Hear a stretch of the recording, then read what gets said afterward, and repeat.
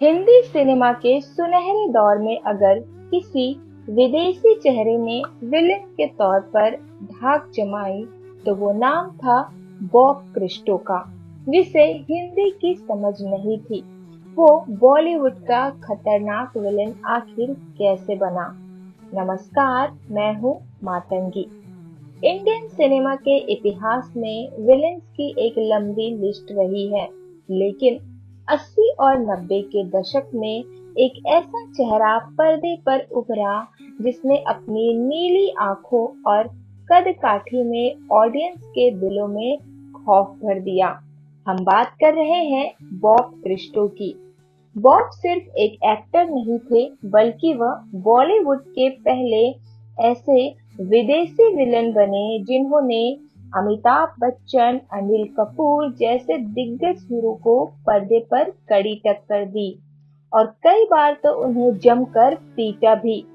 हैरानी की बात यह है कि बॉब को हिंदी भाषा की गहरी समझ नहीं थी, फिर भी उन्होंने अपनी अदाकारी और बॉडी लैंग्वेज से ऐसा जादू चलाया कि लोग उनसे असल जिंदगी में भी नफरत करने लगे थे। लेकिन क्या आप जानते हैं, एक सिविल इंजीनियर ने बॉलीवुड में सबसे खूंखार विलन बनने तक का सफर कैसे तय किया? ये किसी फिल्मी कहानी से कम नहीं है। बात है साल 1938 की। ऑस्ट्रेलिया के सिडनी में बॉब क्रिस्टो पेशे से प्रोफेशनल इंजीनियर थे। नौकरी के साथ साथ वो थिएटर का भी हिस्सा बने, जहां उनकी मुलाकात हेल्गा नाम की लड़की से हुई। दोनों में प्यार हुआ और बाद में शादी हुई। इस शादी से कपल को 3 बच्चे हुए, डोरिस, मोनिक और निकोल। इस खुशहाल शादीशुदा जिंदगी को एक दिन नजर लग गई। पत्नी ने सड़क हादसे में दम तोड़ दिया। इस घटना के बाद वो सदमे में चले गए और बच्चों को दोस्त की मदद से यूएस भेज दिया, जहां ट्रस्ट ने उनका खर्चा उठाया। एक इंटरव्यू में बॉब क्रिस्टो ने कहा था, मैं कभी फिल्मों में एक्टिंग करने के लिए मुंबई नहीं आया था। मैं ऑस्ट्रेलिया में एक सिविल इंजीनियर था और एक कंस्ट्रक्शन कंपनी चलाता था। 1974 में एक कार दुर्घटना में मेरी पत्नी की मौत हो गई, जिसके बाद हमारे 3 बच्चों को पालने की जिम्मेदारी मुझ पर आ गई। हम कैलिफोर्निया चले गए और फिर वियतनाम। मैंने वियतनाम और जिम्बाब्वे में पुल बनाए और सेना तथा एसएएस के लिए काम किया। मैंने फिलीपींस और सिंगापुर में घड़ियां और जगुआर कारें भी बेची। 1977 में मैं फिर से सिविल इंजीनियर के क्षेत्र में लौट आया और मेरी पोस्टिंग मस्कट में हो गई। वहां रहते हुए मैं 2 हफ्तों के लिए मुंबई आया, क्योंकि मैं अपने वर्क परमिट के प्रोसेस होने का इंतजार कर रहा था। उस यात्रा के दौरान मेरी मुलाकात द हॉलिडे इन में अमेरिकी स्क्रिप्ट राइटर जॉर्ज मार्च बेटुनी से हुई, जिनसे मैं पहले एक बार कैलिफोर्निया में मिला था। उन्होंने उस दौरान एक्टर और फिल्म मेकर संजय खान को अब्दुल्ला नाम की एक अरब कॉमेडी फिल्म की स्क्रिप्ट बेची थी। इसके कुछ ही समय बाद मुझे मेरा वीजा मिल गया और मैं मस्कट के लिए रवाना हो गया। लेकिन वहां मुझे एक टेलीग्राम मिला, जिसमें बताया गया था कि मार्ज बेटनी को दिल का दौरा पड़ा है। इसलिए मैं मुंबई लौट आया और अस्पताल में उनसे मिला। उन्होंने मुझसे राजस्थान जाकर फिल्म की शूटिंग देखने के लिए कहा।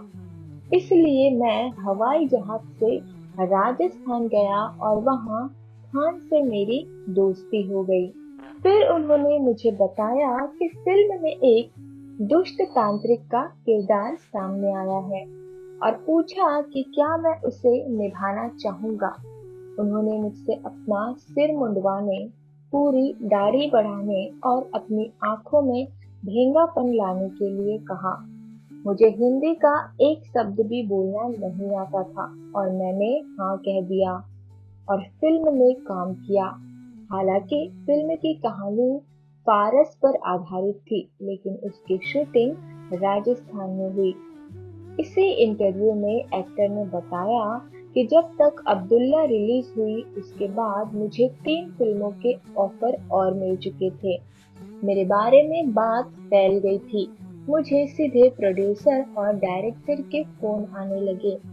लोग मुझे देखते और कहते, अरे यह तो बॉब क्रिस्टो है, वह नया लड़का, चलो इसे अपने फिल्म में ले लेते हैं। मैंने कभी ऑडिशन या स्क्रीन टेस्ट के लिए नहीं गया। मुझे बस चुन लिया जाता था। मेरी हिंदी बहुत अच्छी नहीं थी, लेकिन मुझे लगता है कि लोगों को मेरा लहजा पसंद आया और उन्होंने मुझे हिंदी रोल दिए। मुझे कभी स्ट्रगल नहीं करना पड़ा। खान ने मुझे बनाया क्योंकि मैं एक खलनायक जैसा दिखता था और फिर मैं कभी मस्कट वापस नहीं गई। हालांकि बॉलीवुड में आने को लेकर बॉब का एक और किस्सा काफी मशहूर है।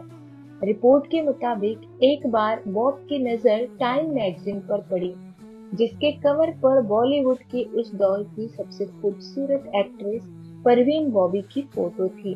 परवीन को देखते ही एक्टर ने उनसे मिलने का मन बना लिया और वो उनसे मिलने मुंबई आ गए। मुंबई आकर एक्टर नरीमन रोड के टी हाउस में बैठे हुए थे। उनकी नजर कैमरामैन जुबैर खान पर हुई, जो किसी से कह रहे थे कि अगले दिन फिल्म बर्निंग ट्रेन का मुहूर्त है, जिसमें एक्ट्रेस परवीन बॉबी है। फिर क्या था, बॉब ने कैमरामैन से बात की और बात बन गई। बॉब कैमरामैन के साथ सेट पर पहुंचे। जब बॉब ने यहाँ परवीन बॉबी को देखा तो वो चौंक गए, क्योंकि एक्ट्रेस बिना मेकअप की थी। बॉब परवीन बॉबी के पास पहुंची और मैगजीन से उनका चेहरा मिलाने लगे। तब एक्टर ने उनसे कहा कि ये लड़की परवीन है, आप नहीं। ये बात सुनकर परवीन हंस पड़ी और उन्होंने समझाया कि जब मैं शूटिंग नहीं करती तो मेकअप में नहीं होती हूँ। ये बॉब की परवीन से पहली मुलाकात थी और दोनों की यहाँ से दोस्ती हो गई। एक्टर ने करीब 200 फिल्मों में काम किया, जिसमें इनकी सुपरहिट फिल्म कुर्बानी, कालिया, नमक हलाल, नास्तिक, शराबी, मर्द, मिस्टर इंडिया, रूप की रानी, चोरों का राजा और गुमराह शामिल है। दिवंगत एक्टर की आखिरी बड़ी फिल्म गुमराह थी। 2001 में उन्होंने फिल्म से रिटायरमेंट ले लिया और संजय खान के होटल गोल्डन पॉम स्पा में फिटनेस डायरेक्टर के तौर पर बेंगलोर में काम किया। लेकिन 2006 में रीढ़ की हड्डी में चोट लगने के बाद उन्होंने ये नौकरी भी छोड़ दी। एक्टर से जब पूछा गया कि क्या वो अपने देश ऑस्ट्रेलिया लौटने का इरादा रखते हैं, इस पर उन्होंने कहा था, नहीं, मैं भारत में ही मरना चाहता हूँ।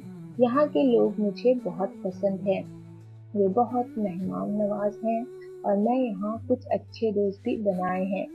मुझे यहाँ गांव और समुद्र तट बहुत पसंद है। आखिरकार ऐसा ही हुआ। बॉब क्रिस्टो का बेंगलुरु में ही 20 मार्च 2011 को 72 साल की उम्र में निधन हो गया। अगर आपको ये कहानी पसंद आई तो अपने इस चैनल को थोड़ा सा प्यार दीजिए, एक लाइक के साथ। और अगर आप भी बनना चाहते हैं कहानियों की इस दुनिया के हिस्सा, तो सब्सक्राइब करके जुड़ जाइए, क्योंकि यहाँ हर कहानी आपको खास बनाने के लिए है।